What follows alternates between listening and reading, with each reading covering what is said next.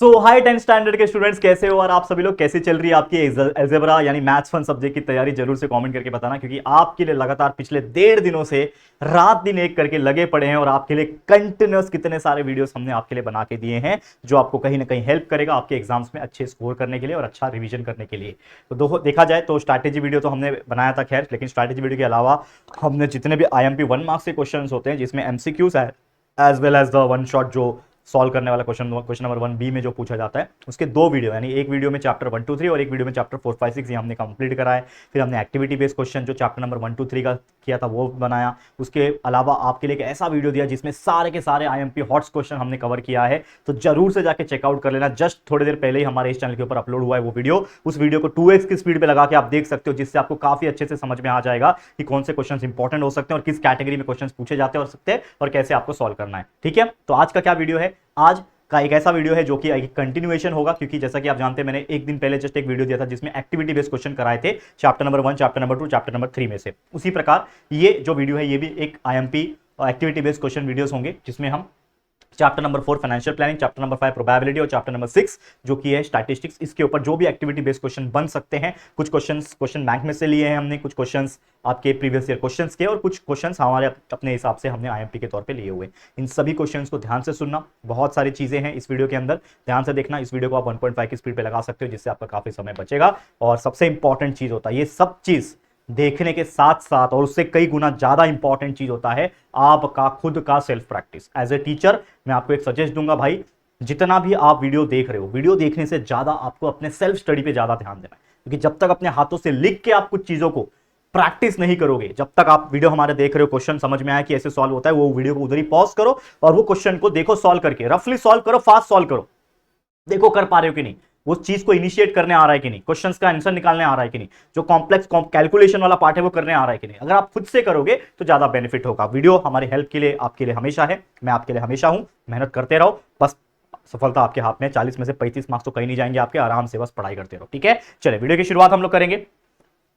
तो सबसे पहले ये जो क्वेश्चंस होते हैं, अगर मैं बात करूं एक्टिविटी बेस्ड क्वेश्चन कहां पूछे जाते हैं, ये आपके क्वेश्चन 2A में 2 मार्क्स के हिसाब से टोटल 2 क्वेश्चन आते हैं। मतलब देखा जाए तो 3 क्वेश्चन आते हैं, 3 में से आपको कोई 2 अटेम्प्ट करने होते हैं तो 4 मार्क्स मिल जाते हैं। ठीक है, इसके अलावा क्वेश्चन 3A में भी एक्टिविटी बेस्ड क्वेश्चन 2 आते हैं, उसमें से 1 अटेम्प्ट करना होता है, 3 मार्क्स मिल जाता है। कुल मिला के आपके 7 मार्क्स का ये क्या होता है, वेटेज होता है। क्या होता है? 7 मार्क्स का आपका वेटेज होता है इस एक्टिविटी बेस्ड क्वेश्चन में से। ठीक है, तो कीप वॉचिंग आवर वीडियोस। जो भी ऑलरेडी किसी भी चैप्टर में दिक्कत है, और ऑलरेडी मैंने आपको बताया कि चैप्टर नंबर 4 जिसको तकलीफ होती है फाइनेंशियल प्लानिंग, और चैप्टर नंबर 6 स्टैटिस्टिक्स, इसके लिए एक महा मैराथन वीडियो अपलोड हुआ है आज सुबह। ठीक है, जिसमें मैंने लगातार 2 घंटा ये दोनों चैप्टर्स के ऊपर दिए हुए हैं। तो वो 2 घंटे का वीडियो है, लेकिन आप उसको अगर 1.5 या फिर 2x की स्पीड पे देखोगे तो 1 घंटे के अंदर वो वीडियो देख के हो जाएगा। उसमें इतने सारे IMP क्वेश्चंस है कि आपको बहुत हेल्प करेगा चैप्टर 4 और चैप्टर 6 को पूरा क्लियर करने में। 1 marks, 2 marks, 3 marks, hots, activity based सभी चीज मैंने करा रखा है। तो वो महामैराथन का वीडियो जाके जरूर चेकआउट कर लेना, अगर आपने नहीं देखा है तो जाके देखो, और नोटबुक और पेन लेके बैठना, क्योंकि साथ साथ में प्रैक्टिस करना है आप लोगों को, तभी होगा। ठीक है, चाहे ये वीडियो हो चाहे हमारे बाकी वीडियो हो। चलिए शुरुआत करते हैं। और एक और सोचा सा एक रिक्वेस्ट में बोलना चाहूंगा, ठीक है, ऐसे बीच में बोलना मुझे भी अच्छा नहीं लगता, लेकिन एक रिक्वेस्ट है कि 10वीं के तुरंत बाद आप JR कॉलेज चैनल पे आ सकते हो। तो इसके लिए अभी से JR कॉलेज चैनल को सब्सक्राइब करना, क्योंकि अगर आप 11वीं 12वीं साइंस लोगे, कॉमर्स लोगे, कोई भी चीज लोगे, JR कॉलेज चैनल आपको हेल्प करेगा इसी प्रकार का मेहनत, इसी प्रकार का सारे सिलेबस के लेक्चर वीडियोस को कंप्लीट कराने में। हमने सब कुछ पढ़ा रखा है, तो अभी से ही जाके प्लीज चैनल को सब्सक्राइब करके रख लेना, ताकि आपको हेल्प हो जाए, क्योंकि बहुत सारे ऐसे बच्चे होते हैं जो 10वीं के बाद भूल जाते हैं।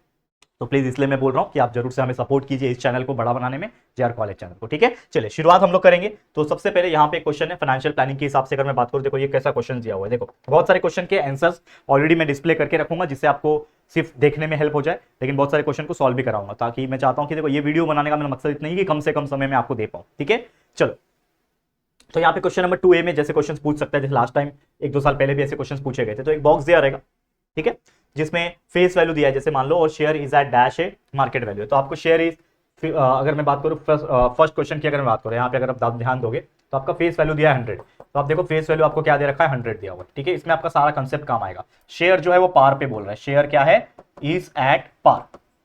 ठीक है, और आपको मार्केट वैल्यू पता नहीं है। तो मुझे एक बताओ, जब भी शेयर पार पे होता है तो मार्केट वैल्यू और फेस वैल्यू के बीच में रिलेशन क्या होता है? तो मैं आपको फिर भी रिकॉल करवा देता हूं एक बार, फिर आपको हेल्प हो जाएगा कि कभी भी अगर शेयर ध्यान में रखना, अगर शेयर पार पे है तो market value is equal to face value होता है। कभी मार्केट वैल्यू अगर बड़ा है, फेस वैल्यू छोटा है, यानी market value is bigger than, is greater than face value, तो आपका वो शेयर प्रीमियम पे होता है। और कभी ऐसा हुआ कि मार्केट में जो प्राइस चल रहा है, यानी मार्केट वैल्यू का जो प्राइस है और जो फेस वैल्यू का प्राइस है, मार्केट वैल्यू कम है और फेस वैल्यू ज्यादा है, तो शेयर डिस्काउंट पे। ये तीन चीज अगर आपको ध्यान में रहेगा, कोई भी क्वेश्चन इसके बेस पे कोई भी क्वेश्चन पूछेगा, आप सॉल्व कर सकते हो। कैसे, देखो ध्यान से। तो फेस वैल्यू 100 है, शेयर पार पे है, तो मार्केट वैल्यू कितना हो जाएगा? तो मुझे पता है कि जब शेयर पार पे होता है तो फेस वैल्यू जो होता है वो मार्केट वैल्यू के बराबर होता है, तो इसके हिसाब से मार्केट वैल्यू भी जो है वो आपका 100 रुपीज हो जाएगा। तो इसका सही जवाब क्या है? Market value 100 rupees. तो यहाँ पे आंसर आ जाएगा आपका 100 रुपीज। ठीक है, अगला क्वेश्चन यहाँ पे इसी में देखो, अगला क्वेश्चन इसमें पूछा है सेकंड क्वेश्चन। क्या बोल रहा है कि आपका फेस वैल्यू आपको पता नहीं है, face value is equal to question mark, ये आपको पता नहीं है, लेकिन शेयर जो है प्रीमियम पे दिया हुआ है। शेयर क्या दिया हुआ है? प्रीमियम पे दिया है, और प्रीमियम भी कितना है दे रखा है? प्रीमियम मतलब 500 प्रीमियम है उसका, और मार्केट वैल्यू उन्होंने दे रखा है 575। मार्केट वैल्यू 575, हमें इस बॉक्स में फेस वैल्यू लिखना है। तो मैंने आपको जस्ट पहले बताया कि कभी भी अगर शेयर प्रीमियम पे है मतलब मार्केट वैल्यू बड़ा है फेस वैल्यू से, तो अगर आपको फेस वैल्यू कैलकुलेट करना है, जैसे कि आपको पता है अगर मार्केट वैल्यू बड़ा है, ठीक है, मार्केट वैल्यू बड़ा है इससे क्या बोलते हैं इसको, फेस वैल्यू से, तो कहीं ना कहीं आपका जो मार्केट वैल्यू जो रहेगा वो माइनस होगा फेस वैल्यू से, तो जाके हमारा प्रीमियम का वैल्यू आएगा। ठीक है, तो आपका मार्केट वैल्यू आपको पता है 575 है, minus face value is equal to premium है, सॉरी मार्केट वैल्यू 500, प्रीमियम कितना है? 500 है, 500 प्रीमियम है। ठीक है, तो ये फेस वैल्यू उधर जाएगा, ये इधर जाएगा, तो 575 minus 500 is equal to face value. तो देयरफॉर फेस वैल्यू का जो मिल गया वैल्यू मुझे मिल गया, जो कि हो जाएगा 575 माइनस 500 इज नथिंग बट 75। मतलब जो फेस वैल्यू था उस शेयर का वो कितना था? 75 था। 75 रुपीज का शेयर था वो फेस वैल्यू के हिसाब से, और अभी फिलहाल में जो उसका मार्केट वैल्यू चल रहा है वो 575 चल रहा है, मतलब 500 ज्यादा, 500 उसका प्रीमियम है। तो कभी भी याद रखना कि मार्केट वैल्यू से फेस वैल्यू अगर बड़ा रहेगा तो market value minus face value कर दोगे तो सीधा आपको प्रीमियम का अमाउंट मिल जाएगा। ये हमने यहाँ पे सॉल्व करके दिखा दिया। उसी प्रकार तीसरा, यहां पे ध्यान, तीसरा चीज, इसी में तीसरा चीज पूछा है, क्या पूछा है कि फेस वैल्यू 10 है, कितना है? फेस वैल्यू जो है वो 10 है। ठीक है, फेस वैल्यू 10 है, शेयर कितने पे है पता नहीं, तो शेयर किस पे है? प्रीमियम पे है, पार पे है, डिस्काउंट पे है, वो मुझे पता नहीं है, लेकिन मार्केट वैल्यू 5 है, मार्केट वैल्यू 5 है। ठीक है, मार्केट वैल्यू 5 है। तो जैसा मैंने बताया था कि अगर फेस वैल्यू बड़ा है मार्केट वैल्यू से तो शेयर क्या है? डिस्काउंट पे, और डिस्काउंट निकालने के लिए फॉर्मूला होता है, याद रखना, डिस्काउंट निकाल, क्योंकि आप बड़ा कौन है? अब बड़ा आपके लिए फेस वैल्यू है, तो फेस वैल्यू माइनस करेगा मार्केट वैल्यू को। ठीक है, face value minus market value, तो फेस वैल्यू 10 है माइनस मार्केट वैल्यू 5 है, जो इज इक्वल टू 5। तो डिस्काउंट जो है वो कितना आ गया? शेयर किस पे है? डिस्काउंट पे है, और कितने रुपए डिस्काउंट पे है? 5 रुपीज के डिस्काउंट पे है, याद रखना। ठीक है, ओके। एंड आखिरी क्वेश्चन है, चौथा क्वेश्चन यहां पे लिखता हूं, जिसमें फेस वैल्यू 200 है, फेस वैल्यू 200 दे रखा है, शेयर डिस्काउंट पे चल रहा है, शेयर जो है वो डिस्काउंट पे चल रहा है, वो भी 50 रुपए के डिस्काउंट पे चल रहा है, और मार्केट वैल्यू आपको कैलकुलेट करने के लिए बोल रहा है। तो मुझे एक पता है कि जब फेस वैल्यू बड़ा होता है तभी डिस्काउंट पे होता है शेयर, तो शेयर जब डिस्काउंट पे है तो डिस्काउंट का फॉर्मूला हो जाता है डिस्काउंट इज इक्वल टू, अभी हमने देखा कि फेस वैल्यू माइनस हो जाता है मार्केट वैल्यू से। डिस्काउंट कितने का है? 50 रुपए का है, फेस वैल्यू कितना है? 200 रुपया है, माइनस मार्केट वैल्यू, ये मुझे पता नहीं, करेक्ट, माइनस मार्केट वैल्यू। ठीक है, एक मिनट एसी चला देता हूं, गर्मी हो रहा है बच्चा, तो हम कोट भी पहन लेते हैं ना तो गर्म हो जाता है। चलो, तो क्या करोगे? मार्केट वैल्यू को उधर भेज दो, तो ये हो जाएगा market value is equal to 200, और ये 50 उधर जाएगा तो माइनस 50 हो जाएगा, तो मार्केट वैल्यू कितना हो गया? 150 रुपया, 150 रुपया देगा। लिख दो यहाँ पे कि मार्केट वैल्यू कितना है उसका? 150 रुपीज है। तो इस तरीके से चारों के चारों बॉक्सेस में आपने आंसर फिल कर दिए, और ये क्वेश्चन 2 माह से कैटेगरी में पूछा गया है पिछले 1 साल 2 साल पहले। तो सोचो ये क्वेश्चन अगर आते हैं, ऐसे क्वेश्चंस बनेंगे तो क्या नहीं कर पाओगे? बिल्कुल कर पाओगे। कितना इजी होता है क्वेश्चन, तो ऐसे ही एक्टिविटी बेस्ड क्वेश्चन बनते हैं एग्जाम। ठीक है, अगर इस चैप्टर में से पूछे जाएंगे तो। ठीक है, चलो और भी क्वेश्चन से देख लो। क्वेश्चन से यहां पे ध्यान दो, क्या बोल रहा है कि नजमा जो है ये प्रोप्राइटर है फॉर्म की, रजिस्टर्ड अंडर जीएसटी। ठीक है, she has paid GST of 12,500 on purchase and collected RS 14,750 on sale to find the amount of GST payable. GST payable निकालना है, और जीएसटी पेबल क्या होता है? ऑब्वियसली हम जानते हैं कि GST payable is nothing but output tax minus input tax credit. तो मुझे आउटपुट टैक्स पता होना चाहिए और इनपुट टैक्स क्रेडिट पता होना चाहिए। तो सबसे पहले अगर यहां पे अगर आप ध्यान दोगे, उसने क्या किया है, नजमा जो है प्रोपराइटर है, उसने जीएसटी में एंटर किया है, रजिस्टर किया है, और शी हैज पेड जीएसटी। कितना पे किया है उसने? जीएसटी पे किया है 12,500 का। तो जब जीएसटी आदमी पे करता है 12,500 का, तो वो क्या है? परचेस में जब भी इंसान कोई चीज खरीदता है तो वो क्या होता है? इनपुट टैक्स होता है। तो आपके लिए इनपुट टैक्स क्रेडिट जो है वो हो जाएगा आपके लिए 12,000, यानी इस लड़की के लिए हो जाएगा 12,500 रुपया। ये क्या हो गया उसके लिए? Input tax. और कोई भी अगर चीज बेचता है, सेल करने के टाइम जीएसटी को कलेक्ट जब करता है तो वो होता है उसका आउटपुट टैक्स। तो ये 14,750 जो है ये इसका आउटपुट टैक्स का अमाउंट है। ये ऑलरेडी मैंने पढ़ाया था। कंसेप्ट हमेशा याद रखना कि जब भी कोई इंसान बेचता है तो समझ जाना कि वो जो टैक्स होता है वो कलेक्ट करता है वो आउटपुट टैक्स है, और जब भी इंसान खरीदता है तो वो हो जाता है इनपुट टैक्स। ठीक है, याद रखना। अब जीएसटी पेबल का आंसर क्या है, मतलब फॉर्मूला क्या है, GST payable is equal to output tax minus input tax credit.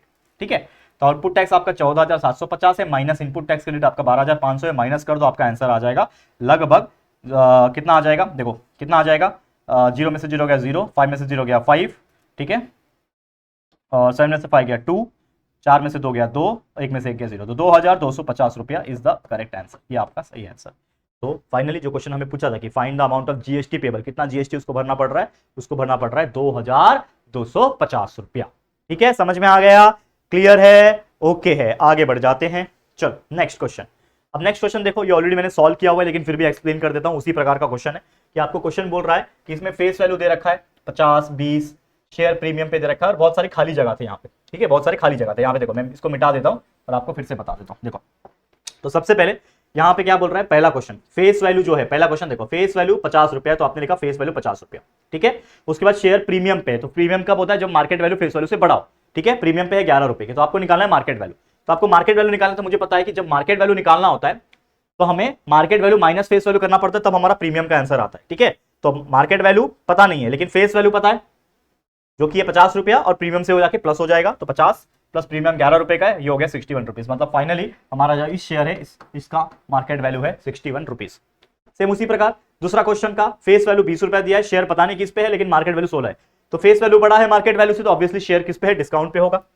Share किस पे होगा, डिस्काउंट पे होगा, और कितने रुपए से डिस्काउंट पे होगा, तो उसके लिए मुझे कैलकुलेट करना पड़ेगा कि discount is equal to face value minus market value. तो फेस वैल्यू है 20 माइनस 16 कर दोगे, आ जाएगा आंसर 4 रुपया, तो हमारा डिस्काउंट हो गया 4 रुपीज का। ठीक है, नेक्स्ट क्वेश्चन है कि फेस वैल्यू पता नहीं है, शेयर पार पे है, पार पे मतलब market value face value equal होता है, और मार्केट वैल्यू 40 रुपए, तो मार्केट वैल्यू फेस वैल्यू जब शेयर पार पे होता है तो फेस वैल्यू का और मार्केट वैल्यू का दोनों का वैल्यू सेम होता है। जो मार्केट वैल्यू 40 दिया है तो फेस वैल्यू भी कितना हो जाएगा, ऑटोमेटिकली 40 हो जाएगा, तो यहाँ पे आ जाएगा आपका 40 रुपीज या फिर ₹40, जैसा आपको लिखना है आप लिख सकते हो। समझ में आ गया, क्लियर है, ओके है। चलो आगे बढ़ जाते हैं, उम्मीद करता हूं आपको ये चीज बहुत अच्छे से समझ में आ रहा होगा। आगे बढ़ जाओ, नेक्स्ट क्वेश्चन है, देखो ये भी क्वेश्चन ध्यान देना, क्या बोल रहा है, fill in the blanks given in the contract note of sale purchase of share. Sale purchase share में बाय भी होता है सेल भी होता है, तो यहाँ पे देखो 75 नंबर ऑफ शेयर से 75 बाय हो रहा है और 100 शेयर सेल हो रहा है। बी मतलब बाय, एस मतलब सेल, ये ऑलरेडी मैंने पढ़ाया हुआ है ऐसे टाइप के क्वेश्चंस। लेक्चर्स इसलिए बोलता हूं देखा करो, लेक्चर्स अगर आपने नहीं देखा था, जब मैं आपको बोलता था लेक्चर्स देखो, तो आप टाइम पास करते थे, है कि नहीं। तो लेक्चर्स देखो यार, लेक्चर्स जब देखोगे, वो भी टाइम बचाना है तो 1.5 की स्पीड पे देख सकते हो, 2x की स्पीड पे देख सकते हो, कोई दिक्कत की बात नहीं है। लेकिन जब समय था तो आपने बहुत सारी चीजें नहीं की। मैं आपको अगेन बार बार रिक्वेस्ट करता गया, पिछले 1 साल से कंटिन्यूस बोल रहा था, बच्चा समय है पढ़ने का, डोंट वेस्ट योर टाइम, अब समय आ गया अंडरग्राउंड होने का, तो बच्चे देखते नहीं थे। ठीक है, चलिए शुरुआत करते हैं। ओके, थोड़ा सा पेन है मुझे मेरे, ठीक है, बैग में, लेकिन फिर भी चलो। अब यहाँ पे देखो मार्केट वैल्यू दिया हुआ है शेयर का 200 रुपया, टोटल वैल्यू निकालना है यहाँ पे। तो सबसे पहली बात है टोटल वैल्यू निकालने के लिए, देखो टोटल वैल्यू कभी भी कैसे निकलता है, जितने नंबर ऑफ शेयर है और जितना उसका मार्केट प्राइस चल रहा है। तो 75 शेयर है, मार्केट वैल्यू कितना है 200, तो 75 मल्टीप्लाई बाय 200 कर दोगे, आ जाएगा 15,000। तो आ गया हमारा, देखो हमने क्या किया, टोटल वैल्यू निकालना है तो 200 मल्टीप्लाई बाय 75 किया, 15,000 हमने निकाल दिया, इधर पे एंटर कर दिया, इधर पे डाल दिया।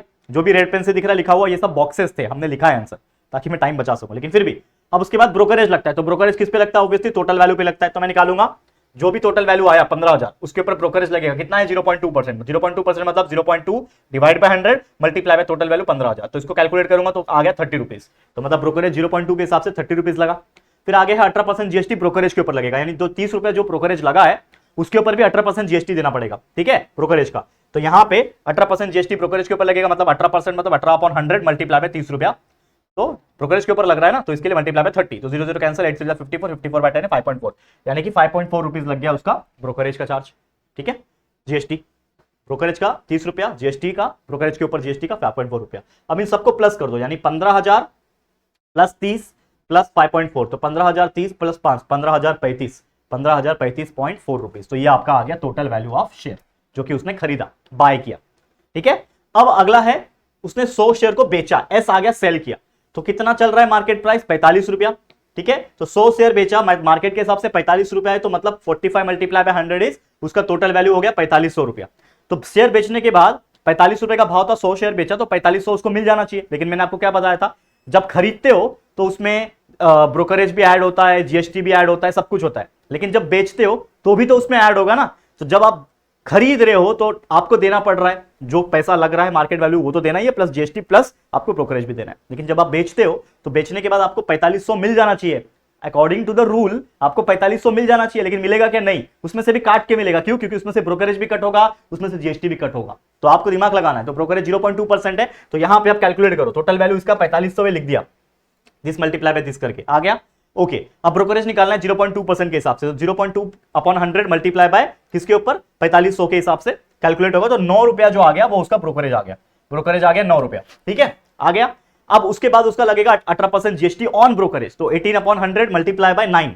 ठीक है, 18 अपॉन 100 मल्टीप्लाई बाय 9, क्योंकि ब्रोकरेज के ऊपर जीएसटी लग रहा है ना, तो कैलकुलेट किया तो 1.62 रुपीज आ गया। अब उसको जो टोटल पैसा रिसीव होगा, यानी टोटल वैल्यू जो शेयर का मिलेगा वो कितना मिलेगा? 4500 तो है ही, 4500 जो है वो तो है ही, लेकिन उसमें से माइनस होगा ये 9 रुपया, और उसमें से भी माइनस होगा ये 1.62 रुपीज, तब जाके ये पैसा मिलेगा, जो कि है कितना है? 4489.38 रुपीज। मतलब मिलना कितना चाहिए था? 4500 पूरा मिलना चाहिए था, लेकिन मिला कितना? 4489, मतलब लगभग 10.5 रुपए कट के मिला, क्योंकि ये 9 और ये 1.62 10.62 रुपीज कट के मिला, क्योंकि भाई बेचने के टाइम पे पैसा हमसे ही लेती है गवर्नमेंट या फिर जो भी कंपनी है वो। ठीक है, समझ में आया? तो इस तरीके से ऐसे एग्जांपल्स को सॉल्व किया जाता है। अगर ऐसे क्वेश्चंस आएंगे तो घबराना बिल्कुल नहीं है, बस प्रैक्टिस पे ध्यान देना है। ठीक है, चले नेक्स्ट क्वेश्चन। अब देखो एक और क्वेश्चन है मस्त एकदम, क्या बोल रहा है? पुष्पमाला हैज इन्वेस्टेड 24,000 रुपीज, जिसके वजह से परचेज किया उसने शेयर 20 रुपए के हिसाब से प्रीमियम का, और 4 रुपया। ठीक है, प्रीमियम 4 रुपए का है। Find the number of share she purchase. देखो सबसे पहली बात है, फेस वैल्यू उसका 20 रुपए दे रखा है उन्होंने, फेस वैल्यू 20 रुपया है, प्रीमियम चल रहा है शेयर 4 रुपए के हिसाब से। तो बताओ मार्केट वैल्यू कितना हो जाएगा? तो मार्केट वैल्यू अगर शेयर प्रीमियम पे है तो मार्केट वैल्यू जो रहेगा वो फेस वैल्यू प्लस प्रीमियम रहेगा। तो फेस वैल्यू आपका जो भी रहेगा फेस वैल्यू प्लस प्रीमियम रहेगा, मार्केट वैल्यू। फॉर्मूला वही है ना, या तो फिर ये भी फॉर्मूला होता है। अगर आप ऐसे याद नहीं कर पाते हो तो हमेशा याद रखना कि जब मार्केट वैल्यू बड़ा होता है तो market value minus face value is equal to premium होता है। ठीक है, तो अगर आपको मार्केट वैल्यू निकालना है तो ये क्या हो जाएगा? फेस वैल्यू उधर चले जाएगा, पॉजिटिव हो गया, और प्लस प्रीमियम हो गया। ठीक है, समझ गया? प्लस प्रीमियम हो गया। ठीक है, करेक्ट। तो ये आपका फॉर्मूला बन जाता है। तो मार्केट वैल्यू निकालने के लिए फेस वैल्यू को प्रीमियम के साथ प्लस करना पड़ता है। फेस वैल्यू आपको 20 रुपए दिया है, प्रीमियम 4 रुपए दिया है, तो कुल मिला के मार्केट वैल्यू आपका बन गया 24 रुपया। आपको निकालना क्या है? Number of share. Number of share का फॉर्मूला यही है कि कितना पैसा आपने इन्वेस्ट किया, यानी sum invested divide by market value. तो number of share is equal total invested upon market value. Total investment कितने का किया उसने? 24,000 का किया है। 24,000 डिवाइड बाय मार्केट वैल्यू कितना चल रहा है एक शेयर का? 24 रुपया। 24,000 बाय 24 इज इक्वल टू 1000। तो कितना शेयर आ गया? 1000 शेयर आ गया। कितना ईजी क्वेश्चन था। ऐसे क्वेश्चन मैंने कराए भी है, उड़ान बैच के अंदर कराए हैं आज से 2-3 महीने पहले। करेक्ट है, याद होगा आप लोग को। तो यही सब चीजें हैं यार, और कुछ नहीं। यही सब चीजें हैं जो कहीं ना कहीं आपको हेल्प कर रही होगी। ठीक है, आगे बढ़ो। अब ये टैक्स इनवॉइस वाले क्वेश्चन भी बहुत आते हैं। ठीक है, ये मैंने आपको बताया भी था कि टैक्स इनवॉइस बनाते कैसे हैं, उसके ऊपर भी जो प्रैक्टिस सेट 4.1 के एग्जांपल्स थे, 4.1 या 4.2 के एग्जांपल्स थे, मैंने कराए थे। तो प्लीज वो लेक्चर्स के अंदर भी जो टैक्स इनवॉइस वाले एग्जांपल है वो देख लेना। बाकी ये तो एक्टिविटी बेस है तो ये बहुत ईजी होता है। कैसे करना होता है, ये मान लो आपको टैक्स इनवॉइस दिया हुआ है। ठीक है, ये आपको क्या दिया है? टैक्स इनवॉइस दिया हुआ है। अब इसमें कुछ सवाल पूछे हुए हैं खाली खाली बॉक्सेस से, जो मैंने लिखे हुए रेड पेन से। जैसे पहला कॉलम कॉफी का कॉलम, क्वांटिटी 1 है, रेट 20 है। एक लिया उसने, एक कॉफी लिया 20 रुपए का, तो कितना हो गया? टोटल टैक्सेबल अमाउंट 20 रुपए का हो गया। उसके ऊपर जीएसटी, सीजीएसटी लग रहा है, क्योंकि 2 जीएसटी लगता है ना, सीजीएसटी एसजीएसटी। तो उसके ऊपर सीजीएसटी लग रहा है 2.5% का, तो उसके हिसाब से हो गया 0.5 रुपीज, मतलब 50 पैसे उसको भरने पड़े। और एसजीएसटी का भी रेट है 2.5%। तो ऑब्वियसली मुझे बताओ कि सीजीएसटी का जो प्राइस होगा, एसजीएसटी का जो प्राइस होगा सेम होगा। तो यहाँ पे भी 0.50 रुपीज लगा है, तो यहाँ पे भी 0.50 रुपीज, मतलब 0.5 रुपीज ही लगेगा। करेक्ट है, कैलकुलेट भी कर सकते हो। एसजीएसटी जो है फॉर्मूला है 2% ना, 2.5%। तो हमको पता ही है कि जो एसजीएसटी लगता है वो किसके ऊपर लगता है? आपके टैक्सेबल अमाउंट पे लगता है। तो 2.5% ऑफ टैक्सेबल अमाउंट, तो 2.5 upon 100 multiply by 20 is equal to 5/10, 0.5 directly आ गया हमारा। तो हमने लिख दिया। तो डायरेक्ट भी लिख सकते हो, कैलकुलेट करके भी दिखा के लिख सकते हो। अब सेम मसाला चाय, एक चाय लिया था, 10 रुपए का रेट है, तो 10 रुपया उसका हो गया टैक्सेबल वैल्यू। अब सीजीएसटी जो है 0.25 लगा, तो रेट कितना है कैसे पता करोगे? पहली बात तो यहाँ पे लिखा हुआ है एसजीएसटी 2.5, तो जितना एसजीएसटी रहेगा उतना ही रहेगा आपका सीजीएसटी। तो ये आप डायरेक्ट उठा के यहाँ पे भी लिख सकते हो, लेकिन एक तरीका होता है लिखने का, तो हम डायरेक्ट सॉल्व करके दिखाएंगे। तो मान लो मुझे पता नहीं है कि सीजीएसटी का रेट कितना है, मुझे पता नहीं है, क्योंकि ये ब्लैंक था ना, ये जो कॉलम था, ये कॉलम आपके लिए ब्लैंक था, तो ये तो पता नहीं है कितना है, यहाँ पे लिखना है। तो मुझे पता है कि सीजीएसटी कितना लग रहा है 0.25%, और जो भी सीजीएसटी लगता है वो किस पे लगता है? किस पे लगता है? ऑब्वियसली उसके टैक्सेबल इनकम पे लगता है। तो CGST is equal to x upon 100, क्योंकि मुझे पता नहीं है रेट कितना है, तो x अपॉन 100 हो गया, मल्टीप्लाई बाय उसका टैक्सेबल अमाउंट जो है, कितने का चाहे 10 का चाहे, तो 10 के ऊपर लगेगा। ठीक है, तो सीजीएसटी का वैल्यू 0.25 दिया हुआ है, देखो 0.25 सीजीएसटी का वैल्यू दिया है, is equal to x upon 100 into 10। Solve कर लो, 0 0 कैंसिल, 10 हो जाएगा तो 2.5 हो जाएगा, तो x का वैल्यू आ गया 2.5%। मतलब आपका जो रेट ऑफ सीजीएसटी है वो कितना आ गया? 2.5%। ठीक है, और ऑब्वियसली सेम ही आना चाहिए, सेम ही रहना चाहिए। और सेम यहाँ पे CGST का वैल्यू 0.25 है तो SGST का भी 0.25 हो जाएगा, और ऐसे नहीं है तो डायरेक्ट निकाल के भी दिखा दो कि CGST का कैलकुलेट कैसे करना है, 2.5/100 इंटू कर सकते हो, ठीक है ना। वो अब ये तीसरे का, सॉरी ये कर सकते हो सेम, तो 0.25 आ गया। अब तीसरा मसाला डोसा उसने लिया 2 क्वांटिटी में, एक का दाम 60 रुपए है तो 60 मल्टीप्लाई बाय 2 120 रुपया हो जाएगा उसका टैक्सेबल वैल्यू। 2 क्वांटिटी लिया ना, एक का 60 रुपए लेकिन 2 लिया उसने, तो इसके लिए 120 रुपया उसको देना पड़ेगा। लेकिन साथ में CGST 2.5% लगेगा, 2.5% के हिसाब से कैलकुलेट कर लो तो 2.5/100 इंटू 120 तो 3 रुपए आ गया, मतलब 3 रुपया उसको एक्स्ट्रा देना पड़ेगा CGST के तौर पे, और वापस से 3 रुपया देना पड़ेगा SGST के तौर पे, ठीक है। तो ये दे दिया। अब इसको टोटल कर लो, ग्रैंड टोटल हो गया। देखो ऐसे ही बनता है ना बिल आपका, ऐसे ही बनता है ना, कोई खाने जाते हो रेस्टोरेंट में, कहीं पे भी कुछ खाने जाते हो, बर्गर वर्गर जो भी, पिज्जा विज्जा, तो ऐसे ही बिल बनता है। लास्ट में ये सब चीज को प्लस होते हैं और ये प्लस करके आपका जो वैल्यू बनेगा वो आ जाएगा 157.5 रुपीज। तो आपका ऐसा बिल बनता है, सर इतना इतना हुआ आप पे करो। अब ये 157.50 भी वो लोग 158 लेते हैं, तब याद है ना 50 पैसे में बिल आता है, आपने क्या 50 पैसे कम दिया कि ज्यादा दिया, हमेशा ज्यादा ही मांगते हो लोग। तो सोचो ऐसे 50 पैसे करते करते दिन में 100 कस्टमर भी आते होंगे तो 50-100 रुपए का तो डेली प्रॉफिट है उनका, मतलब प्रॉफिट इन द सेंस फुकट प्रॉफिट है ठीक है। जैसे मुझे एक मूवी का एक क्लिप याद आता है, एक मूवी था इलेक्ट्रिसिटी बिल का केस होता है उसके ऊपर, शाहिद कपूर था उसमें। तो उसमें ना लोग बोलते हैं, मतलब उस मूवी में ऐसा दिखाया है कि एक मीटर में ना एक ऐसा लाइट होता है जो बिना मतलब का जलता रहता है, तो वो बिना मतलब का जलता है तो उससे कुछ 0.0 समथिंग यूनिट उठता है, ठीक है। आपको पता है एक यूनिट का प्राइस 10 रुपया 12 रुपया, ऐसे अलग अलग सिटीज में अलग अलग रेट के हिसाब से अलग अलग प्राइस है। तो सोचो अगर एक दिन में अगर वो 2 रुपया भी कंज्यूम करता है या फिर 1 रुपया भी कंज्यूम करता है, यानी 1 रुपये का वैल्यू जो है वो कंज्यूम करता है, तो ऐसे करोड़ों लोग के घर में मीटर्स होते हैं। कस्टमर तो कितने होंगे, एक इंडिया में कितने घर होंगे, लगभग करोड़ों होंगे ना। तो करोड़ों घर में वो मीटर लगा हुआ है, तो 1 रुपये के हिसाब से भी 1 करोड़ रुपया उसको फुकट फायदा हो रहा है। किसको, जो इंश्योरेंस माफ करना, जो मीटर की कंपनी है। तो इस प्रकार की चीजें मतलब वो मूवी में दिखाई थी, मुझे बहुत अच्छा लगा। सेम वही चीज है यहाँ पे भी, ठीक है। चलो नेक्स्ट यहाँ पे प्रोबेबिलिटी वाले कुछ क्वेश्चंस देख लेते हैं एक्टिविटी बेस में। जैसे कि कुछ क्वेश्चंस आ सकते हैं, जैसे card drawn at random from well shuffle pack of 52 playing card, complete activity. अब आपको पता ही है एक्टिविटी यहाँ पे 2 बॉक्सेस दिए हुए हैं, तो सबसे पहले एस सैंपल स्पेस, तो वेल शफल्ड 52 कार्ड में से जो सैंपल स्पेस बनेगा वो क्या बनेगा, 52 कार्ड बनेंगे, जिसमें नंबर ऑफ सैंपल स्पेस हो जाएगा 52, ठीक है। अब इवेंट ए जो यहाँ पे बोला था वो है card drawn is black card. तो आपको पता ही होगा कि टोटल जो कार्ड होते हैं हमारे 52 कार्ड होते हैं, जिसमें से 13 जो होता है वो डायमंड होता है, उसके बाद 13 जो होता है वो हार्ट होता है, उसके बाद 13 जो होता है वो क्लब होता है, और 13 जो होता है वो स्पेड होता है, ठीक है। और इसमें भी जो डायमंड और ये रहता है हार्ट जो होते हैं वो रेड कलर के होते हैं, बाकी ये जो होता है ब्लैक कलर के होते हैं। अगर आप देखोगे ब्लैक कलर के जो कार्ड होते हैं वो 13 + 13 यानी 26 कार्ड होते हैं। तो आप लिख सकते हो कि टोटल ब्लैक कार्ड जो होगा वो 13 क्लब होते हैं, 13 स्पेड होते हैं। ये क्लब है, ये स्पेड है, 13 क्लब होते हैं, 13 स्पेड होते हैं, कुल मिला के नंबर ऑफ ए हो जाएगा 26। अब इसका प्रोबेबिलिटी निकालना है, तो प्रोबेबिलिटी का फॉर्मूला है number of A divide by number of S is equal to 26/52, that is nothing but 1/2। हमारा प्रोबेबिलिटी कितना आ गया कि जो कार्ड निकलेगा वो ब्लैक कार्ड निकलेगा, उसका प्रोबेबिलिटी है 1/2, हाफ। यानी जब भी आप निकालोगे कार्ड तो हो सकता है हर दूसरा कार्ड जो रहे वो ब्लैक कार्ड रहे, तो इस हिसाब से हम लोग प्रोबेबिलिटी निकाल सकते हैं। समझ में आ रहा है, बहुत ईजी है, ठीक है। उस प्रकार देखो एक और क्वेश्चन है कि if one die is rolled, एक डाई को रोल किया जा रहा है, तो find the probability of event getting the complete, that is event A, number on upper face is prime number. तो मान लो कि जब आप एक ही डाई को रोल कर रहे हो तो भाई उसका सैंपल स्पेस क्या आएगा, 1 2 3 4 5 6 आएगा। नंबर ऑफ सैंपल स्पेस कितना आएगा, नंबर ऑफ सैंपल स्पेस 6 आ जाएगा। अब इवेंट ए क्या है कि प्राइम नंबर आना चाहिए, तो मुझे बताओ 1 2 3 4 5 6 में प्राइम नंबर कौन सा होता है, 2 होता है, 3 होता है और 5 होता है। प्राइम नंबर मतलब खुद से डिवीजन वाला नंबर, तो 2 और 3 और 5 हो जाएगा। तो ए आपने लिख दिया कि ए इज इक्वल टू 2 और 3 और 5, तो कितने हैं, 3 है, तो नंबर ऑफ ए आपका 3 हो जाएगा। अब प्रोबेबिलिटी ए का फॉर्मूला क्या है, number of A divide by number of S, number of A 3 है, नंबर ऑफ एस 6 है, 3/6 इज इक्वल टू 1/2। आ गया आंसर, आ गया ना, प्रोबेबिलिटी ऑफ ए इज 1/2। तो इस तरीके से भी ऐसे 2 मार्क्स की कैटेगरी में आपको जो एक्टिविटी बेस्ड क्वेश्चन है वो पूछे जा सकते हैं। करेक्ट, क्लियर, आगे बढ़ो। नेक्स्ट क्या बोल रहा है, 2 कॉइन है, उसको टॉस किया जा रहा है साइमल्टेनियसली।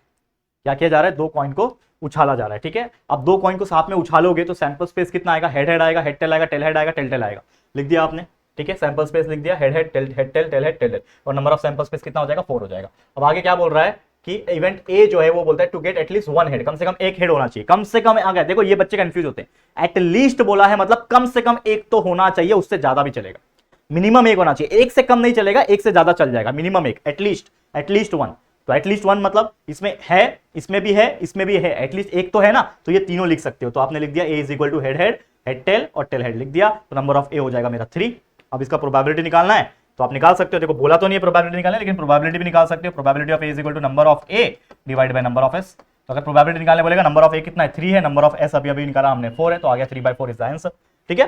समझ में आ गया। वही इवेंट बी पूछा है आपको to get no head, head नहीं होना चाहिए उसमें, तो इसमें हेड है, हेड है, हेड है, ये तीनों नहीं चलेंगे, सिर्फ ये चलेगा, टेल टेल। लिख दिया, तो b is equal to sample space tail आ गया, number of b is equal to 1। अब इसका भी प्रोबेबिलिटी निकालने पूछता, तो probability of b is nothing but number of b divide by number of s, तो ये हो जाता 1/4, खत्म कहां।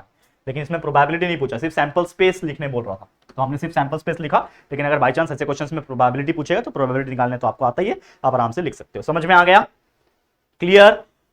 ओके ओके, आगे बढ़ जाते हैं। नेक्स्ट क्वेश्चन, और भी क्वेश्चन है, देखो क्या बोल रहा है। A card drawn from a well shuffled pack of 52 playing card है, find the probability event A, जो कार्ड ड्रॉन होगा वो एक रेड कार्ड होना चाहिए। तो सबसे पहले भाई जब 52 कार्ड होंगे तो मेरा सैंपल स्पेस क्या बन जाएगा, नंबर ऑफ सैंपल स्पेस 52 बन जाएगा 52 कार्ड के हिसाब से। अब इवेंट ए क्या बोल रहा है, कार्ड ड्रॉन जो है वो रेड कार्ड होना चाहिए। तो मैंने आपको बताया कि रेड कार्ड कौन कौन से होते हैं, या तो डायमंड होगा या तो हार्ट होगा, तो 13 + 13 होंगे, ठीक है। तो टोटल रेड कार्ड 13 हार्ट होते हैं और 13 डायमंड होते हैं, करेक्ट है। तो नंबर ऑफ ए कितना हो जाएगा, 26 हो जाएगा। अब इसका प्रोबेबिलिटी निकालना है, तो number of A divide by number of S, तो नंबर ऑफ ए 26 होंगे, divide by number of S कितना है 52, तो 26/52 इज इक्वल टू 1/2। तो रेड कार्ड निकलने के चांसेस कितना है, अगेन दो में से कोई एक तो निकलेगा ही निकलेगा। तो ये इसका प्रोबेबिलिटी हो गया। समझ में आ रहा है? क्लियर? ओके है। चलो आगे बढ़ जाते हैं। नेक्स्ट क्वेश्चन, और भी क्या क्वेश्चन है एक्टिविटी में, चलो देखो देखो ये भी क्वेश्चन है, रिपीटेड क्वेश्चन से आया हुआ है 3-3 मार्क्स के हिसाब से एक्टिविटी में।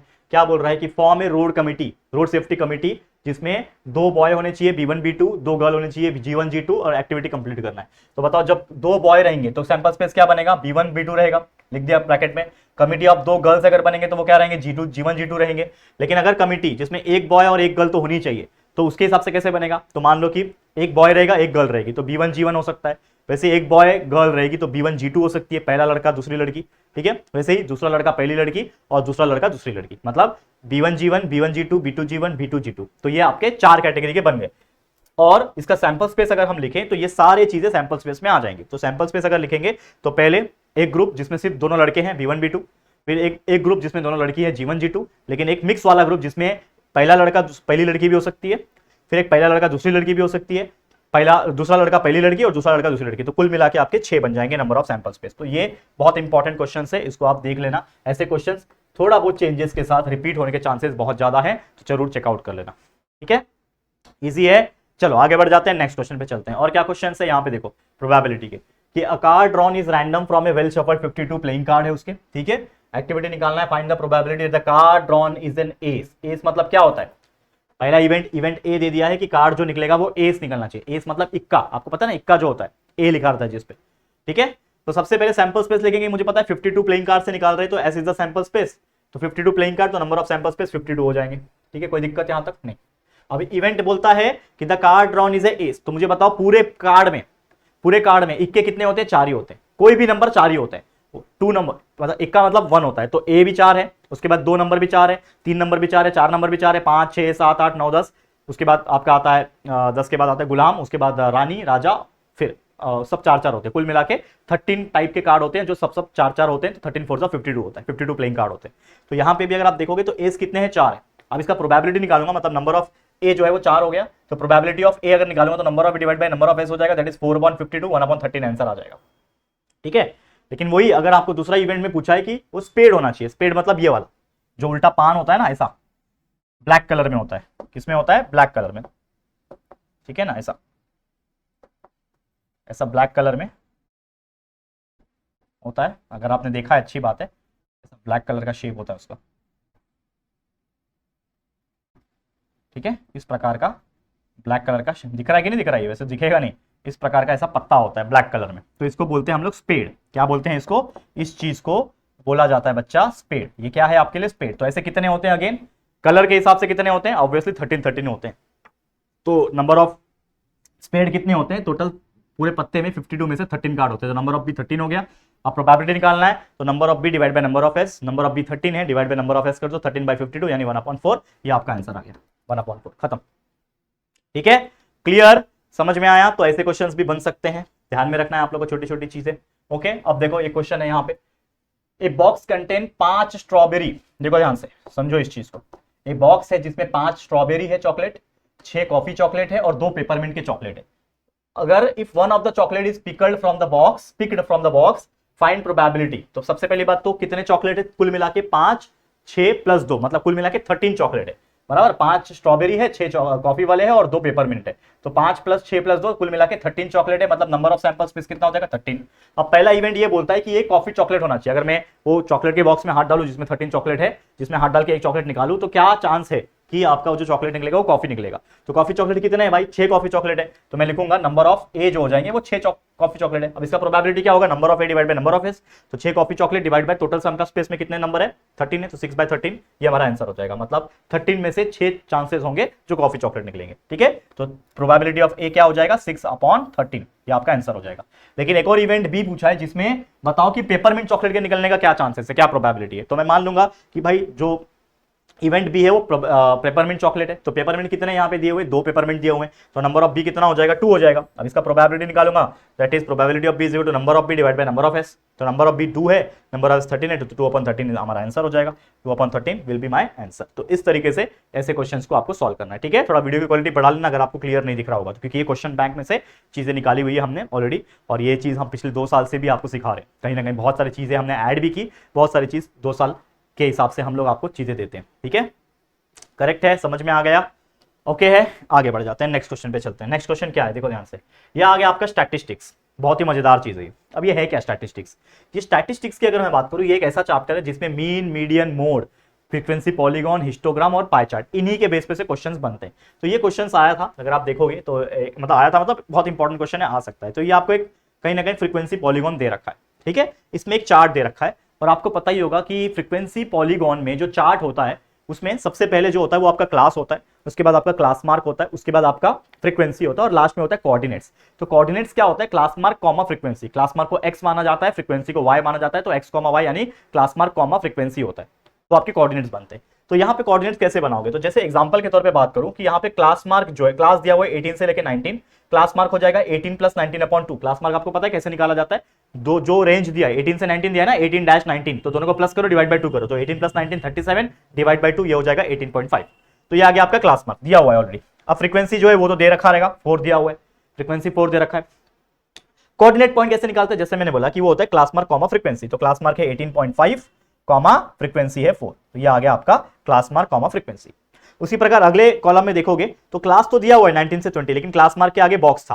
क्लास मार्क के आगे क्या लिखा हुआ था, बॉक्स। तो यहाँ पे क्या आएगा, तो 19 से लेके 20, अब इसका क्लास मार्क निकालोगे 19 + 20 39 डिवाइड बाय 2 यानी हो जाएगा 19.5। ठीक है, आ गया आंसर 19.5। अब फ्रीक्वेंसी 13 दिया ही हुआ है, तो कोऑर्डिनेट क्या हो जाएगा, तो 19.5 कॉमा 13, तो 19.5 कॉमा 13 ये आपका कोऑर्डिनेट हो गया। सेम उसी प्रकार, ठीक है, यहाँ पे समझ लो बॉक्स था। ठीक है, तो क्लास दिया हुआ है, क्लास मार्क 20.5 आ जाएगा कैलकुलेट करके, फ्रीक्वेंसी दी हुई है, तो मुझे बताओ कोऑर्डिनेट क्या आएगा। कोऑर्डिनेट के आगे बॉक्स है, तो कोऑर्डिनेट क्या होता है, ये क्लास मार्क कॉमा फ्रीक्वेंसी होता है, तो आप लिख दो 20.5 कॉमा ये 15, ये बन गया आपका अपना कोऑर्डिनेट। ठीक है, सेम उसी प्रकार लिखना है, तो जो चीज नहीं दी हुई है उसको बस लिखना है, बाकी फ्रीक्वेंसी आपको दी हुई रहेगी। और कभी ऐसा नौमत आ गया कि फ्रीक्वेंसी भी नहीं दी है, तो ये जो फ्रीक्वेंसी पॉलीगॉन दिया रहेगा इसको देख के भी बता सकते हो ना। ये बताओ ये क्या है, ये जो कोऑर्डिनेट है ये क्या है, 17.5 कॉमा 0 है।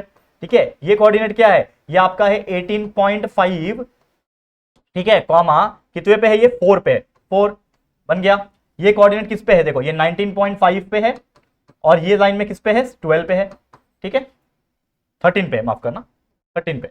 तो ये थोड़ा देख के आइडिया लग जाता है, ठीक है ना, इसका कोऑर्डिनेट्स जो है। तो कहीं ना कहीं कोई भी चीज अगर मिसिंग रहेगी तो आप फ्रीक्वेंसी पॉलीगॉन में से भी देख के समझ सकते हो, और वो ग्राफ को बना सकते हो, मतलब टेबल को कंप्लीट कर सकते हो। और इस तरीके से ऐसे क्वेश्चंस 3 मार्क्स से एक्टिविटी बेस्ड क्वेश्चंस में पूछे जा सकते हैं। ठीक है बच्चा, क्लियर है, चलो आगे बढ़ जाते हैं नेक्स्ट क्वेश्चन। अब देखो ये जो क्वेश्चन है, फाइंड मीडियन वाला क्वेश्चन आया है। अब अगेन मीडियन के लिए फॉर्मूला पता होना चाहिए। मीडियन का फॉर्मूला है L + n/2 - CF/F × H, ये फॉर्मूला है। लेकिन उसके लिए आपको n पता होना चाहिए, यानी टोटल नंबर ऑफ फ्रीक्वेंसी पता होना चाहिए, क्यूमुलेटिव फ्रीक्वेंसी पता होना चाहिए, f पता होना चाहिए, l पता होना चाहिए, h पता होना चाहिए। तो ये जो चीजें हैं ये आपको दी रखी है।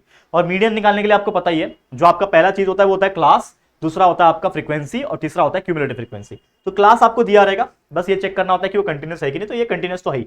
Number of student obviously frequency दे रखी है, और यहाँ पे क्यूमुलेटिव फ्रीक्वेंसी जिसको CF कहते हैं ये आपको दे रखा है, CF। ठीक है, क्यूमुलेटिव फ्रीक्वेंसी आपको दे रखा है। अब क्यूमुलेटिव फ्रीक्वेंसी का कॉलम खुद से बनाना होता है। तो सबसे पहले पहला जो ये होता है वैल्यू होता है वो सेम होता है 4, लेकिन अगला जो नंबर आएगा, ये तो 4 आपने लिख दिया, मान लो ये सेम टू सेम लिख दिया, लेकिन अब ये 24 कैसे आया, तो ये आता है 4 + 20 करके, यानी इसके बाद का जो नंबर होता है उसको प्लस करना है। तो 4 + 20 24 आ गया। ठीक है, 4 प्लस 20 24, फिर 24 आया, 24 प्लस 30 54 आ गया, 54 प्लस 40 94 आ गया। ठीक है, इस प्रकार से करना होता है, समझ में आ गया?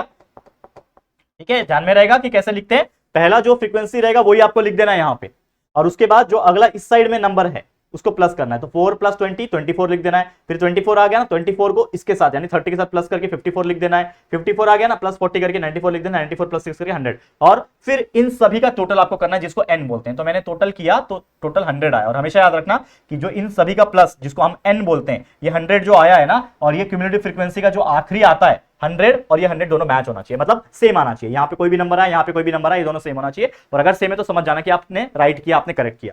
उसके बाद आपको लेना है ये n, और n लेने के बाद उसका हाफ करना है, तो n/2 बोला जाता है उसको, क्यूमुलेटिव फ्रीक्वेंसी टाइप का। तो n/2 करोगे तो n/2 आया 50। अब 50 से छोटा, क्योंकि less than type cumulative frequency हम लेते हैं, फ्रीक्वेंसी क्यूमुलेटिव फ्रीक्वेंसी क्या ले रहे हैं हम लोग, less than upper limit type, और यूजुअली ऐसा ही लेते हैं हम लोग, तो less than upper limit type ले रहे हैं। तो ये n/2 आपका 50 आया, यानी से 50 से छोटा जो नंबर आपको दिख रहा है वो आपका क्यूमुलेटिव फ्रीक्वेंसी दिखेगा। तो ये 54 है, उससे छोटा है 24, तो ये आपका बन गया क्यूमुलेटिव फ्रीक्वेंसी, CF बन गया। ये क्यूमुलेटिव फ्रीक्वेंसी होगा, तो जस्ट उसके बाद वाला जो वो होगा आपके लिए f, और जो आपका f होगा उसी का जो क्लास इंटरवल रहेगा वो आपके लिए कहलाएगा आपका मीडियन क्लास। तो 40 से 60 आपका मीडियन क्लास हो गया, जिसमें जो पहला 40 जो लिखा है वो आपका L होता है, that is the lower limit, L होता है। ठीक है, उसके बाद दोनों को माइनस कर दो, 60 में से 40 माइनस कर दो तो आपका H का वैल्यू मिल जाएगा 20। ठीक है, तो आपने बस सारे वैल्यू आपको मिल गए, मीडियन का फॉर्मूला लगाओ, सॉल्व करो, जैसे कि मैंने यहाँ पे जगह नहीं था तो मैंने खुद से सॉल्व करके यहाँ पे डाला हुआ है। तो L का वैल्यू मिल गया, that is nothing but 40, n/2 50 आया है, माइनस क्यूमुलेटिव फ्रीक्वेंसी 24 है, डिवाइड बाय f फ्रीक्वेंसी 30 है, मल्टीप्लाई बाय h 20 है। बस कैलकुलेट करना है, सॉल्व करना है, आंसर निकाल देना है, तो 57.33 आपका मीडियन का आंसर आ गया यहाँ पे। तो इस प्रकार से एक्टिविटी बेस में क्वेश्चंस में पूछे जा सकते हैं, या तो डायरेक्टली भी पूछ लेगा, कोई दिक्कत की बात नहीं है। ठीक है, तो ये सब चीज आपको ध्यान में रखना है। क्लियर है बच्चा? ओके है, आगे बढ़ जाओ, नेक्स्ट क्वेश्चन पे चलते हैं। अगला क्वेश्चन क्या है, complete the following table to find mean. Mean निकालना है। तो ये टेबल आपको दिख रहा है मस्त एकदम बड़ा चौड़ा, अच्छा खासा टेबल दिख रहा है आपको। अब ये टेबल में अगर आप गौर करोगे तो बहुत सारे बॉक्सेस खाली है, ये बॉक्सेस खाली थे। ठीक है, अगर आप देखो यहाँ पे मैं मिटा दूं, अगर ये बॉक्सेस खाली था, ठीक है, ये बॉक्सेस खाली था, तो यहाँ पे क्या आ जाएगा, अगर आप देखो कि ये आपका क्लास मार्क का कॉलम है, तो वीकली बेसिस 0 से 2000 है, तो इसका क्लास मार्क हो जाएगा 2000 प्लस 0/2 यानी 1000 हो गया, 4000 प्लस 2000 6000/2। ठीक है ना, आप क्या लिखोगे यहाँ पे 2000 प्लस 4000 डिवाइड बाय 2 यानी कितना हो जाएगा, 2000 प्लस 4000 6000/2 यानी कि 3000 हो जाएगा। ठीक है, ये आ गया आपका आंसर। ये नंबर ऑफ वर्कर्स यानी फ्रीक्वेंसी तो दे रखी होती है, कोई दिक्कत की बात नहीं है, बाकी सब चीज उन्होंने दे रखा है, बस यहाँ पे डैश है। तो FI अभी FI निकालना भी होता है तो ये मल्टीप्लाई में ये करना है, ये FI होता है, ये XI होता है, क्लास मार्क XI होता है, फ्रीक्वेंसी FI होता है। इन दोनों को मल्टीप्लाई करके आपने वैल्यू लिख दिया, इन सभी को प्लस कर दिया तो 2,85,000 आ गया समीशन ऑफ FI XI, और इन सभी को प्लस कर दिया तो आपको n मिल गया, यानी FI summation of FI XI FI मिल गया, दैट इज 120। अब फॉर्मूला क्या होता है मीन का फॉर्मूला होता है summation of FI XI divide by summation of FI। डाल दिया, समीशन ऑफ FI XI पता है 2,85,000 डिवाइड बाय FI कितना है, समीशन ऑफ 120 है, 0 0 कैंसिल, 28500 को 12 से डिवाइड किया तो आपका आंसर आ गया 2375। बस यही है। देखो ये पिछले साल भी कराया था मैंने, सेम क्वेश्चन पिछले साल भी कराया था। ठीक है, तो हो सकता है पिछले साल नहीं आया तो इस साल आ जाए, तो ऐसे क्वेश्चन आने के बहुत ज्यादा तगड़े चांसेस होते हैं, जरूर से इसको प्रैक्टिस कर लेना। ठीक है, और कुछ क्वेश्चन है क्या, यहाँ पे देखो और एक क्वेश्चन है, find the mean by direct method. Again direct method वाला एग्जांपल है कि कुछ बॉक्सेस खाली थे, जैसे मान लो कि ये खाली था आपका बॉक्स, 2500 यहाँ पे मेंशन आ जाएगा, तो यहाँ पे देखो 2000 प्लस 3000 है ना, तो इसको करो क्लास मार्क निकालो, क्लास मार्क कैसे होता है दोनों का मीन, तो 2000 प्लस 3000 डिवाइड बाय 2 यानी ये हो जाएगा कितना, 2000 प्लस 3000 होता है 5000, 5000 डिवाइड बाय 2 यानी 2500 हो जाएगा, 2500 आ गया। बाकी तो दिया हुआ है, यहाँ पे देखो ये बॉक्सेस खाली था, ये बॉक्सेस खाली था, तो आप यहाँ पे क्या लिखोगे भाई, क्या होता है ये समीशन ऑफ FI XI होता है, FI XI होता है, तो FI XI मतलब ये मल्टीप्लाई बाय ये, तो 35 मल्टीप्लाई बाय 5 करो, 5 5 25, 2 कैरी, 5 3 15 16 17 और आगे 3 0 1 2 3 0 बन गया। उसी प्रकार ये 30 मल्टीप्लाई 45, ठीक है, 5 3 3 5 3 5 15, 1 कैरी, 3 4 12 13 1 3 5 और 1 2 3 0 लग गया। अब इन सबको प्लस करोगे तो 4,60,000 आ गया, that is summation of FI XI, और इन सभी को प्लस करोगे तो समीशन ऑफ FI आ गया 150। फॉर्मूला क्या होता है मीन का, again summation of FI XI divide by summation of FI, जिसमें आप 4,60,000 FI XI का वैल्यू डालो, डिवाइड बाय FI 150 कर दिया, 0 0 कैंसिल, 46000 डिवाइड बाय 15 करोगे तो 3066.66, ये हमारा आंसर बन जाएगा। तो इस तरीके से सॉल्व हो सकता है, ये भी आपका एक्टिविटी बेस्ड क्वेश्चन है देखो। ठीक है, और कई सारे एक्टिविटी बेस्ड क्वेश्चन हमने महामैराथन वाले वीडियो में पढ़ाया हुआ है, जो चैप्टर नंबर 4 और 6 को कवर किया है पूरा महामैराथन। अभी अभी सुबह आज लास्ट दिन है अलजेब्रा पढ़ने के लिए, कल आपका एग्जाम है, तो आज के ही दिन आप लोग का 8 बजे सुबह एक वीडियो गया है, 2 घंटे का वीडियो है, जिसमें पूरा स्टैटिस्टिक्स चैप्टर नंबर 4 और चैप्टर नंबर 6 ऑलरेडी बहुत बार बोल चुका हूं, ये दो को मैंने 2 घंटे में पढ़ाया हुआ है। तो अगर आप 2x की स्पीड पे देखते हो जाके तो ये 2 चैप्टर आपके 1 घंटे में कवर हो जाएंगे, जिसमें सारे क्वेश्चन कवर है, सारे क्वेश्चन है। क्वेश्चन बनेंगे तो उसी प्रकार के बनेंगे, अगर आप देखोगे या तो उसमें से रिपीट हो जाए या तो उसके जैसे रिपीट हो जाए, देखने मिल जाएंगे। तो प्लीज चेकआउट कर लेना उस पर्टिकुलर वीडियो को, 2 घंटे का वीडियो बहुत बेहतरीन है, ठीक है। और 1-2 क्वेश्चन है, इसको भी देख लो। Complete the activity to find the median, again median का क्वेश्चन आ गया, ठीक है। क्या करते हैं मीडियन में, पहले क्लास बनाते हैं, उसके बाद फ्रीक्वेंसी, उसके बाद आपका क्यूमुलेटिव फ्रीक्वेंसी। क्यूमुलेटिव फ्रीक्वेंसी में पहला जो होता है वो सेम होता है, दूसरा 33 + 30 63 हो गया, 63 + 90 153, 153 + 80 233, 233 + 17 250 आ गया। ये 250 आ गया, इन सभी को प्लस किया तो n का वैल्यू भी आ गया आपको 250, ठीक है। n का वैल्यू भी 250 आ गया, ठीक है, दिख रहा है ये n का वैल्यू भी 250 आ गया। तो ये 250 ये 250 सेम है ना, तो समझ जाना कि हम लोग का करेक्ट जा रहे हैं हम लोग, ठीक है, करेक्ट जा रहे हैं, ठीक है। अब क्यूमुलेटिव फ्रीक्वेंसी कैसे डिसाइड होगा, n/2 करके, तो n/2 कर दो 250/2 यानी 125। तो लेस देन टाइप निकाल रहे हैं, लेस देन टाइप लिख देना यहाँ पे, cumulative frequency less than type of upper limit.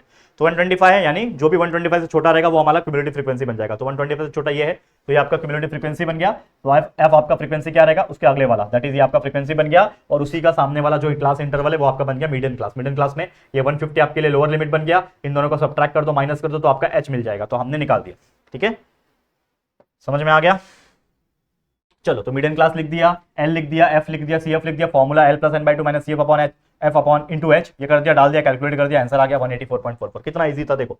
तो इस तरीके से मीडियन के एक्टिविटी बेस्ड क्वेश्चन आ सकते हैं, ठीक है। एक आखिरी क्वेश्चन बहुत इंपॉर्टेंट है, ये बहुत अलग भी है, इसमें आपको मीन निकालना है। क्या बोल रहा है, मीन निकालो, क्या बोल रहा है, मीन निकालो, जो कि है ये, अगर आप देखोगे तो ये कहीं ना कहीं स्टेप डिविएशन फॉर्म दिख रहा है आपको, ठीक है। तो यहाँ पे आपको ए का वैल्यू लेने बोल रखा है, जो कि है 1250, और यहाँ पे जो जीसीडी होता है, जी का वैल्यू होता है 250 लेने बोल रहा है। तो सबसे पहले मीन में क्या होता है, खासकर स्टेप डेविएशन की बात करूं तो पहला क्लास होता है, दूसरा क्लास मार्क होता है, ठीक है। उसके बाद डीआई होता है, जो कि होता है xi - a, ठीक है, xi - a होता है। तो आपका जो xi है, यानी ये जो आपका क्लास मार्क है xi जिसको बोलते हैं, दिख रहा है आपको xi, ठीक है। थोड़ा डार्क कलर ले लेता हूं, ये आपका क्या है xi को a से माइनस करना, तो xi - a हो जाएगा, मतलब a आपका 1250 है, तो 500 में से 1250 गया तो -750 आएगा। उसी के साथ में 1250 - 1250 करोगे तो 0 आ जाएगा। फिर 1750 - 1250 करोगे तो 500 आ जाएगा, और 2500 - 1250 करोगे तो 1250 आ गया। ये आपका डीआई आपने निकाल दिया। एक बार डीआई निकल जाता है, उसका अगला कॉलम होता है यूआई निकालने का। तो UI is equal to DI/G। तो डीआई जो आया था -750 आया था, उसको जी से डिवाइड करो, जो कितना 250, तो -750 डिवाइड बाय 250, कहीं पे साइड में करके देखो, -750 डिवाइड बाय 250 करोगे तो कितना आ जाएगा, 3 आ जाएगा। तो आ गया आंसर -3, माइनस है ना, तो ये आ गया -3। उसी प्रकार ये 0 डिवाइड बाय 250 करोगे तो 0 ही आएगा। ये 500 है, 500 डिवाइड बाय 250 करोगे तो 2 आ जाएगा। 1250 को 250 से डिवाइड करोगे तो 5 आ जाएगा। तो इस प्रकार से मैंने यूआई बना दिया। अब जो यूआई बन जाएगा उसके बाद लगता है फ्रीक्वेंसी। फ्रीक्वेंसी जो चीज दिया रहता है 6 14 6 24 18 2 6 24 18 2 लिख दिया, उसका टोटल लिख दिया समीशन ऑफ FI, और लास्ट में होता है आपका समीशन ऑफ FI UI। ये बहुत इंपॉर्टेंट चीज है, ठीक है, समीशन ऑफ FI UI, जिसमें FI का वैल्यू ये वाला और UI का वैल्यू ये, दोनों को मल्टीप्लाई, 6 मल्टीप्लाई पे -3 18 आ गया, 24 मल्टीप्लाई पे 0 0 आ गया, 18 2 36 2 5 10 आ गया, और इनको प्लस कर लो तो ये आ जाएगा समीशन ऑफ FI UI, ये समीशन ऑफ FI। अब एक फॉर्मूला है मीन निकालने का स्टेप डेविएशन का, जो कि है x bar is equal to, यानी mean is equal to a plus u bar g, जिसमें आपको u बार को अलग से निकालना होता है, और u बार के लिए फॉर्मूला होता है that is summation of FI UI divide by summation of FI। तो आप क्या करोगे, summation of FI UI divide by FI करके u बार निकालोगे, जो कि है 28/50। तो 28/50 करोगे तो आपको आंसर मिला 0.56। तो 0.56 आ गया। तो a का वैल्यू आपको 1250 लेने बोला था, तो 1250 प्लस u बार का वैल्यू अभी निकाला 0.56 मल्टीप्लाई बाय g, जो कि 250। तो यहां पे हमने u बार g कर दिया, आपका वैल्यू मिल जाएगा, कुल मिला के आ गया आंसर, मतलब आंसर डालने के बाद, फॉर्मूले में डालने के बाद 1390 आ गया। तो इस प्रकार से आपने मीन निकाल लिया यूजिंग द स्टेप डेविएशन। तो स्टेप डेविएशन हो, डायरेक्ट हो, या फिर अज्यूम मीन मेथड, मैंने सब कुछ पढ़ा रखा है, आप दोबारा से चेकआउट कर लो। और खासकर जैसा मैंने बोला, महामैराथन वाला वीडियो जरूर से चेकआउट कर लेना, ठीक है, जिसमें मैंने आपको सब चीज पढ़ा रखा है, और भी कई सारे एग्जाम्पल्स कराए। लेकिन मेरे से जितना बन पड़ रहा है दोस्तों, क्वेश्चन बैंक हो, इंपॉर्टेंट क्वेश्चन हो, प्रीवियस ईयर्स के क्वेश्चन हो, जितना बन पड़ रहा है उतना आपके लिए वीडियो बना रहा हूँ, और थक जा रहा हूँ। आई एम नॉट वेल, मैं आपको बताना चाहता हूँ, मैं सच में physically I am not well, mentally मैं पढ़ा रहा हूँ, सब कुछ कर रहा हूँ, लेकिन फिजिकली मैं वेल नहीं हूँ। लेकिन फिर भी मैं आपके सामने खड़ा हूँ, मैं खड़े भी नहीं रह सकता, मेरा बैक का प्रॉब्लम हो गया है, ईयर का तो प्रॉब्लम चल ही रहा है, आप जानते ही होंगे, लाइव उड़ान बैच में मैंने सबको शेयर किया था बात, ठीक है ना। तो होपफुली ये एग्जाम 10 दिन के बाद खत्म हो जाएगा, तो फिर मेरा डॉक्टर से अपॉइंटमेंट है, और फिर जाके मैं सर्जरी के लिए जाऊंगा, इधर से कान कट करेंगे, और फिर ईयर ड्रम, कान का पर्दा जो फट चुका है मेरा, उसको रिप्लेस करेंगे, ठीक है। बस यही मेरे को बोलना था, बस आज के लिए इतना ही। इसी के साथ इस वीडियो को मैं एंड करता हूँ, ठीक है। तो उम्मीद करता हूँ ये जो मेहनत मैं कर रहा हूँ आपके लिए, JR ट्यूटोरियल्स पे हम पिछले 5 साल से मेहनत कर रहे हैं, ये आपको पसंद आ रहा होगा, और कहीं ना कहीं आप इसके माध्यम से कहीं ना कहीं आप अच्छे तरीके से रिकॉल कर पा रहे होंगे, रिवीजन कर पा रहे होंगे और कहीं ना कहीं होपफुली आप अच्छे मार्क्स एग्जाम में जरूर से लेकर आ पाओगे। ठीक है, तो बस आज के लिए इतना। इसी के साथ इस वीडियो को मैं एंड करता हूं और उम्मीद करता हूं ये जो वीडियोस हैं, जितने भी वीडियोस इसके पहले गए हैं, ये वीडियो या फिर इसके बाद भी जो वीडियोस आएंगे वो आपको बहुत हेल्प कर रहे होंगे। तो प्लीज अच्छा कमेंट्स करना और मैं चाहता हूं कि प्लीज अपने सभी 10वीं के फ्रेंड्स को प्लीज एक बार हमारे सारे वीडियोस को शेयर करो और उनको बोलो फटाफट से यार 2x की स्पीड लगाए और फटाफट से वीडियोस देख ले, थोड़ा बहुत प्रैक्टिस कर ले भाई, बहुत अच्छा जाएगा पेपर। इतना मैं रिक्वेस्ट करता हूं आपसे, सभी दोस्तों को शेयर कर देना, आपके सभी 10वीं के फ्रेंड्स तक। ठीक है, हो जाएगा शेयर। ठीक है, चलो आज के लिए इतना ही। इसी के साथ इस वीडियो को एंड करता हूं। ये वीडियो आपको कैसा लगा दोस्तों जरूर से हमें कमेंट करके बताना। वीडियो अगर पसंद आया होगा तो प्लीज वीडियो को लाइक कर देना है, शेयर करना है अपने दोस्तों के साथ, और अगर पहली बार आया चैनल पर अभी तक चैनल को सब्सक्राइब नहीं किया है तो फटाफट से हमारे चैनल को सब्सक्राइब करके बेल आइकन को प्रेस करना। ठीक है दोस्तों, चलो फिर जल्दी मिलेंगे एक और नई वीडियो में, तब तक के लिए thank you and good bye.